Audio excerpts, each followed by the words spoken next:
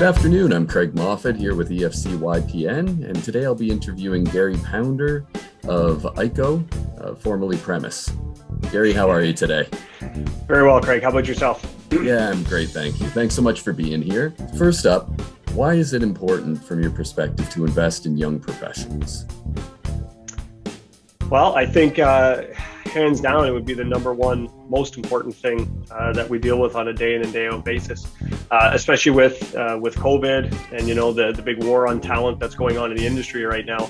I think investing in your people, specifically, you know, the young people in your building to groom them, there's nothing more important, especially turnover in companies has been a little radical to say the least in the last 2 years. So finding and training your best people is very important to us.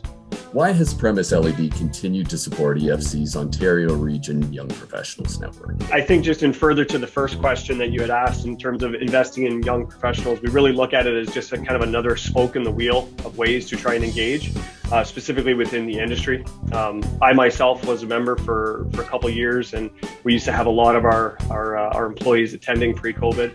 And we just find the value in it, the ability to be able to network, to lure the younger people into the industry, to give them, you know, comparable perspective, you know, to associate with their peers and talk about the industry, get to know each other.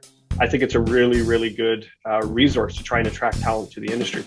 How do you encourage young professionals at Premise LED to get involved? It's a two-pronged answer, and it's an honest one. There's a pre-COVID approach, and then there's currently what we've experienced the last 2 years. So pre-COVID, we were very active in promoting EFC and YPN specifically to a lot of our staff members from sales, marketing. We had some logistics people, basically anybody who expressed some interest internally, people that we had identified and we had called it at the time Premise 2.0. We really promoted them to try and get out with their industry peers, ask the questions that we couldn't necessarily answer. We had a biased opinion inside of our building. And so we really pushed it for our staff to go.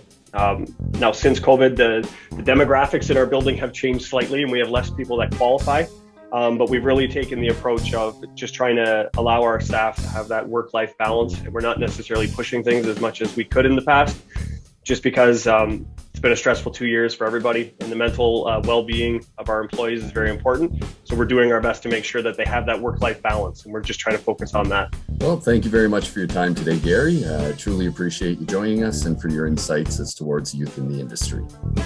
Okay. Thanks, Craig.